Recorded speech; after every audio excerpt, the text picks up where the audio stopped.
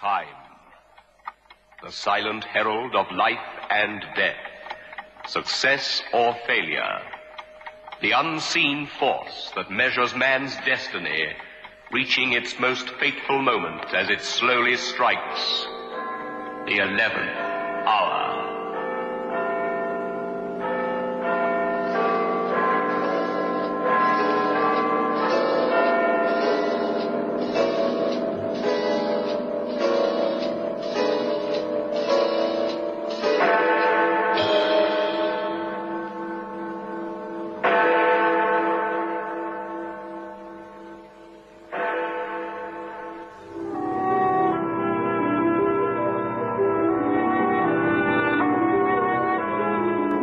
He tooted the horn to let the fellow on the road know he wanted him to get out of the way. For Stephen Holmes had urgent business in town and wasn't going to waste time with hitchhikers. Besides, it was lonely on the Cornish road, and you could never tell about hitchhikers, and best not to have anything to do with them. No good. There the idiot stood, fair in the middle of the road, and it was too dangerous to try to avoid him. Holmes would have to pull up. Damn nuisance. Think you take a hint? Ah, well. Will you kindly get out of my way? I'm in a hurry. I just want a lift, mister. Just a lift. Sorry, I can't help you. Not today, anyway. I'm having trouble with the carburetor as it is. Engine won't idle. It just cuts out. Get out of the car. Eh? Here, what's the idea? You heard me. Get out of the car. I need that crate and I'm going to have it. You must be out of your mind. This isn't a cat pistol, mister. Now, come on, out. You can take your hand off that door. I'm not moving. All right. You asked for it. What the devil? As I thought. You were bluffing. But it is loaded. There's something wrong with the fool thing. You better get back to stealing women's handbags, my friend. Goodbye. No, you don't. I want that car and let go. All right? You want to play it tough? Oh. Don't keep away from me. What the blazes? Don't keep away from me. No, please. Please keep away from me. Mad. Completely off his rocker.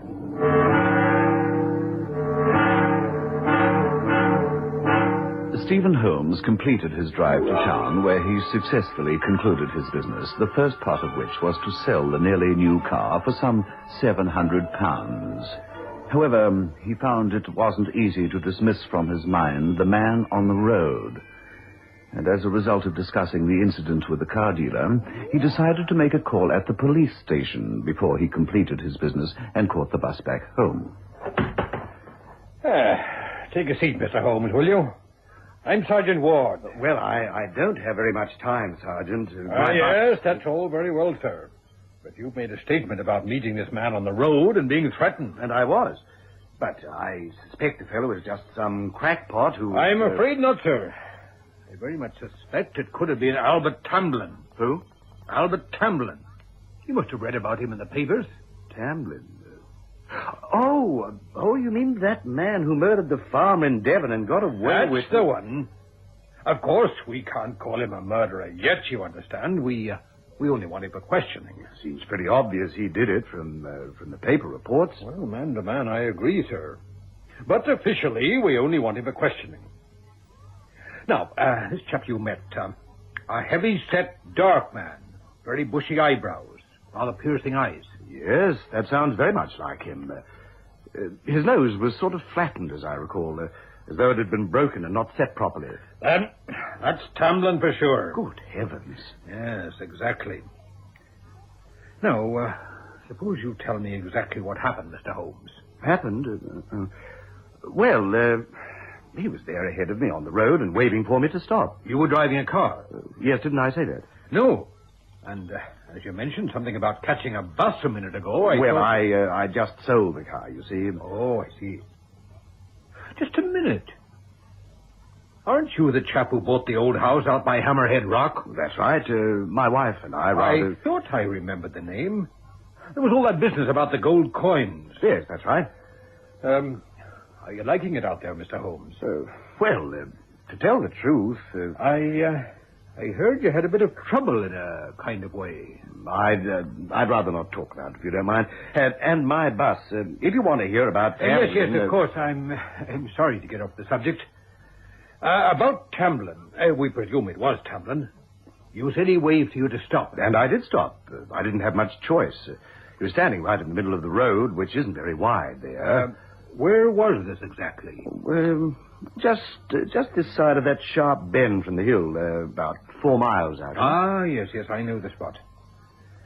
What happened after you pulled up? Well, he said he wanted a lift. Then when I refused, he produced a pistol. When I called his bluff, he tried to shoot me. It was a dangerous thing to do, Mr. Holmes. Calling his bluff, you could have been killed. Yes. Well, actually, the gun must be faulty. It wouldn't fire. Really? That's interesting. Then we know he can't shoot us if we corner him. Yes, what then, sir? Well, it was rather odd, actually. He was trying to drag me out of the car, and suddenly he stopped and cried out. There was a look of terror in his face, abject terror, as though he'd seen something horrible. He just took off yelling, "No, no," and so on. What did he see? Out there on the open road, wasn't anything to see. There was nothing at all. So he couldn't have... unless... Yes, Mr. Holmes. Unless what? Oh, nothing. Well, that's all I can tell you, Sergeant. That's exactly what happened. Now, if you'll excuse me, I really must catch that bus. Oh, very well, sir. Come, darling. Stephen, what happened? I was getting worried. I was expecting you in the first bus. Did something go wrong? Oh, now, what could possibly go wrong? There, I'm home. Everything's all right. You sold the car? What a question. That's what I went to town for, wasn't it? And the rest of it, you used the money to... Most of it. Still have 50 we can call our own. Of course, if we hadn't bought the car in the first place, we'd have been better off. But we didn't realize, did we? I hope it works, Stephen. I only hope it works. Of course it'll work. It has to. After all, the message was quite obvious. I don't think I could stand it otherwise. I couldn't go on living here, Stephen. I just couldn't. I know. So it has to work. Because we'd never get our money back in the place we had to sell and move away. Not now. That Mr. Gardner ought to be ashamed of himself, taking us in the way he did. That's a bit rough, darling. It didn't exactly take us in, you know. He did say there was a story about the old house.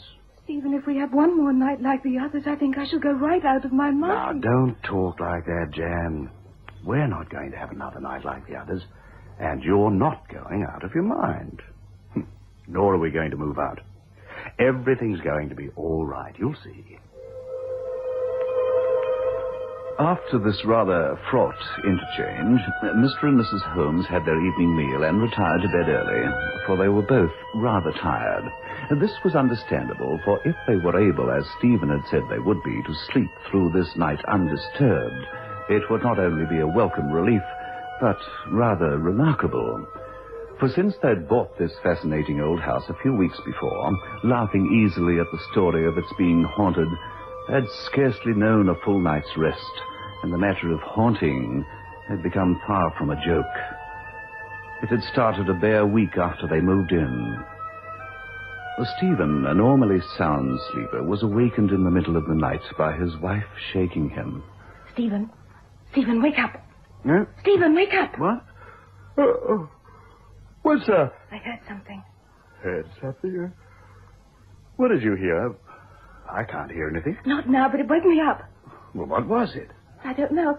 A kind of a thumping upstairs. Upstairs? Oh, come off it, old girl. There's nothing above us but the attic. I know that. It sounded as though somebody was moving things about up there. In the attic? Nonsense. You imagined it. Why, even if there were a burglar in the place, he wouldn't be up there. Even I'm frightened. Oh, Jan, for heaven's sake. All right. I'll go up into the attic and take the torch and take a look. Will that make you happy? Janet didn't want Stephen to go up to the attic, but on the other hand, she had to know what caused the noise she heard, so he went. And eventually he came back. Well, what did you find? Nothing but our old trunks and suitcase and a lot of cobwebs and dust, which I might say is all over my pajamas. Are you sure you Look, darling, you've just been letting that story about the house being haunted prey on your mind or something. Now, let's get back to bed and... There it is again. Great Scott. It does sound as though there's something up there. It stopped. Well, now you know I didn't imagine it. There was something up there. But I tell you, nobody'd been up there. The dust hadn't been disturbed. There was no sign. What? There! Oh. No. No! Agnes Clewitt, that was her name, Mr. Holmes. Lived in that house for 30 years. Died there, too. And never owned the place, of course. Mr. Gardner, you shouldn't have sold us that house. As a responsible estate agent... I told you there was a story the place was haunted, Mr. Holmes. I told you that when you asked me why it had been unsold for so long. Now, you can't say I didn't. Yes, but I had no idea. I mean, who really believes in ghosts nowadays? People around here do, I can tell you. Great place for ghosts is Cornwall. I must say, though, you're a bit unlucky. I mean, another couple I know have a ghost in their place. A sweet, pretty young thing. Yeah, it leaves the air full of lovely perfume. Well, whatever this thing was, it was certainly nothing like that. Oh? This Agnes Clewitt, tell me about her. Well, there's not much to tell. Actually, I didn't know her. I just saw her a couple of times. She died only a few years back. Left a lot of unpaid debts in the town, too. People had taken pity on her. Let her run up all kinds of bills. She was poor then? That she was. Poor in pocket and poor in spirit. Mean and crabby. Just the same, not everybody agreed she had to be mean. Some said she had a lot of money hidden away. It never came to light, though. Why would she be haunting the house? I mean, if we're going to agree that Janet and I have seen her ghost, why is she there? Well, now, I can't say handling real estate has taught me much about ghosts, Mr. Holmes. Now, I'd like to help you, and, of course, if you'd like me to list your place for sale, Don't bother. I'm not selling. Oh, you're staying on, you mean? I'm a writer, Mr. Garden. And I've written many creepy ghost stories in my time. If I let some ghost, real or imagined, drive me out of my own home, how would I ever face myself or my public again? Oh, I see. No, I'm staying. And the next time that woman shows herself, she'd better be a real ghost.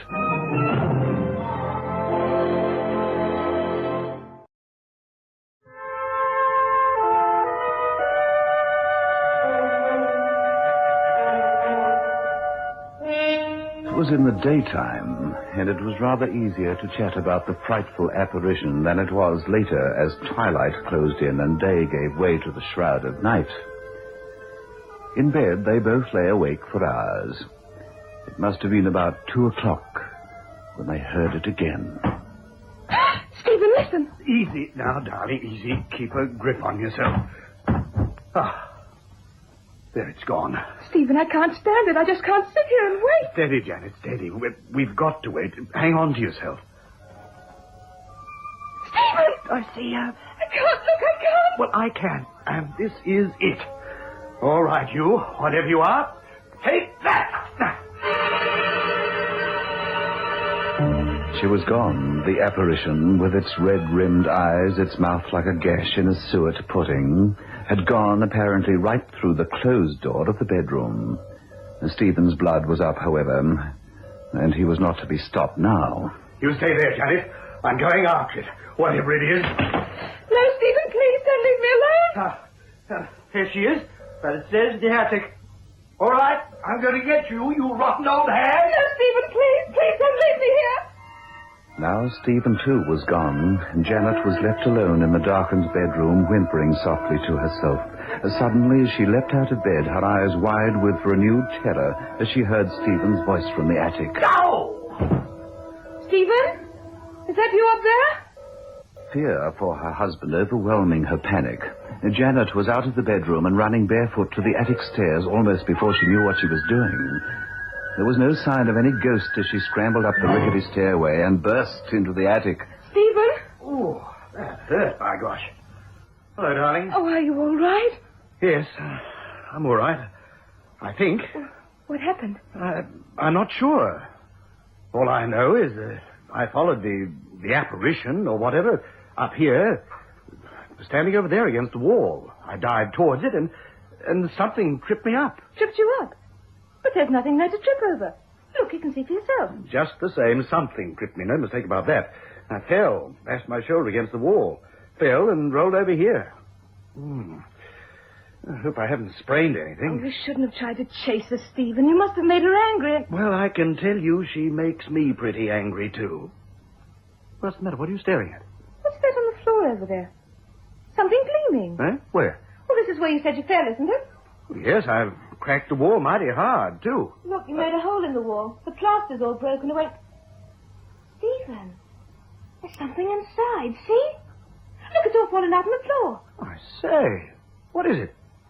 Too much to hope to be bags of gold or something. That's exactly what it is. Look, here's what I saw shining on the floor. Why, it looks like a sovereign. It is. It's an old gold sovereign. And look, there are heaps of them here, Stephen. Just heaps of them.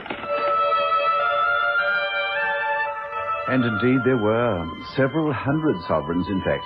And as all the world knows, gold sovereigns, although no longer legal currency, are worth a good deal more today than their face value.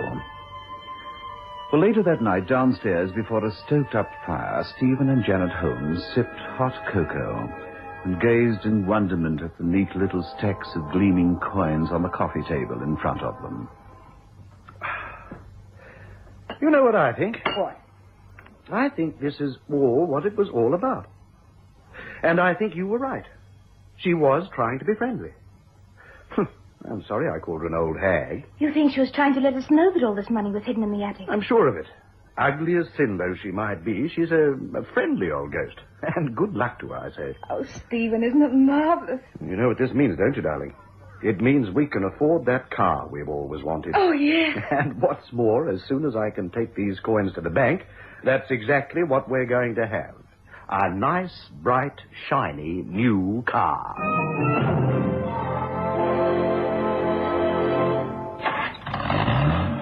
Well, darling, what do you think of her? Simply wonderful, Stephen, simply wonderful. Oh, a car of our own. It's a dream come true. Janet had good reason to suppose all would now be well, and that the ghost of the old crone, Agnes Clewett, was friendly to them, despite her horrifying appearance. In a way, she was, as events were to prove, yet not quite in the way the young couple supposed. That night, they didn't have to wait till they were in bed. It happened while they were enjoying their after-dinner coffee by the big open fireplace in the parlor. Ah, that was very good. Perhaps I only imagined it, but the coffee was especially good tonight. There's some more in the pot. Good. I just, oh, good grief, what was that? My prize. My mother gave it for my birthday. Hey, what's on earth? Stephen, the mirror. It just fell out of the frame. What on earth is happening? Stephen, it's her. It's her. She's doing it. But she's not here. I don't see anything. Don't you understand? She's angry with us. She's wrecking the place, Stephen. You've got to do something. But what could he do? What could either of them do? Nothing but wait. At last, after what seemed an age, it was over, and there was a long silence.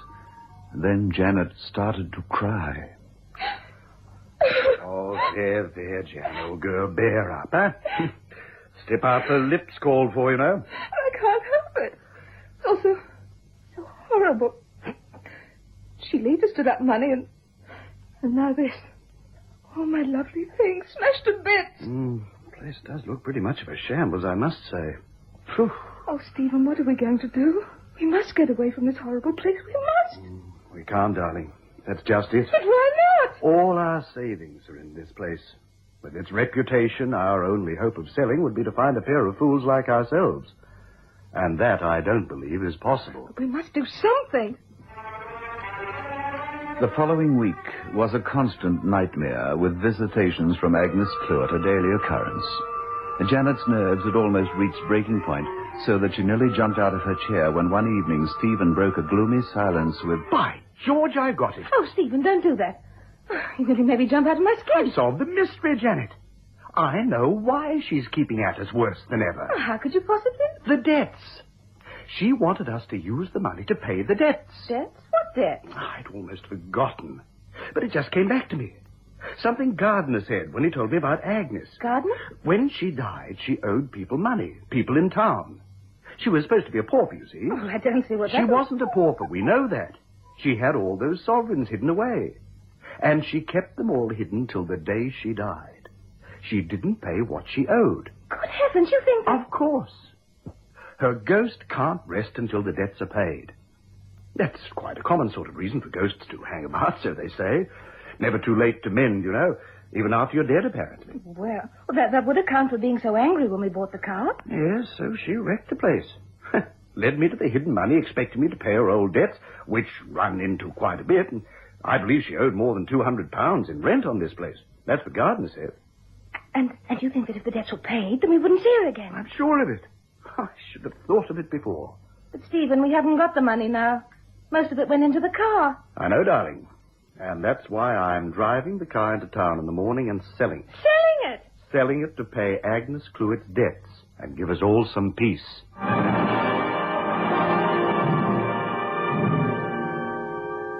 I'll come with you to the gate. Oh, it's lovely out here this morning. Oh, not as lovely as you, old girl. My word, 2 nights' good sleep has worked wonders for you. You must have been right, Stephen, about her wanting you to pay those old debts for her. I'm so thankful that Mr. Gardner could find out who she owed the money to. Well, she hasn't bothered us since I made the decision to sell the car. And I don't think we'll ever hear of her again. I don't mind doing without the car. I'd rather have my peace of mind and... Hello? Huh? Oh, car coming. Thought it was too early for the bus. Well, who will this be, I wonder? Good morning, Mr. Holmes. Why, it's Sergeant. What's his name? Sergeant Ward. Oh, good morning, Sergeant. Looking for me? I am that, Mr. Holmes. Couldn't resist telling you what happened about Albert Tamblin. Huh? That murderer you were after. The chap who held me up on the road. Murderer? Held you up? What on earth do you mean? Oh, I'm sorry, Janet. Didn't want to worry with it. It was when I took the car in. Had a spot of bother with a fellow the police are after. Were after, sir. We got him yesterday afternoon. Not far from where you said you met him. Oh, good show. To give you any trouble? That pistol of his wasn't much good, but... Funny thing about that, Mr. Holmes. That pistol was fully loaded. And there wasn't a thing wrong with it. Fired the first time we tried it out. But how odd. I told you he must have pulled the trigger 4 or 5 times and it wouldn't go off. What did he have to say about it? Nothing, sir. Tamblin was dead when we found him. Dead? Stone dead. Lying face down on the ground. The way we figured it, he'd been clawing at the soil. His fingernails were all torn.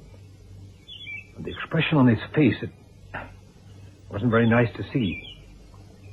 The doctor found nothing wrong with him, organically, that is. Said he died of... It sounds funny, I know, but the doctor said he died of sheer fright. Queer, that, isn't it? Agnes. Pardon, sir? Agnes Clewett. He tried to steal her car. Nobody ever solved the mystery of why the loaded gun in the murderer's hand hadn't fired, or why he himself had died so horribly. Nobody but Stephen and Janet, that is. They knew it was the work of Agnes Clewett, who had let no man stop Stephen selling the car and paying off her old debts. Those debts that had kept her unhappy soul earthbound, tied to that house wherein she dwelt as an uninvited.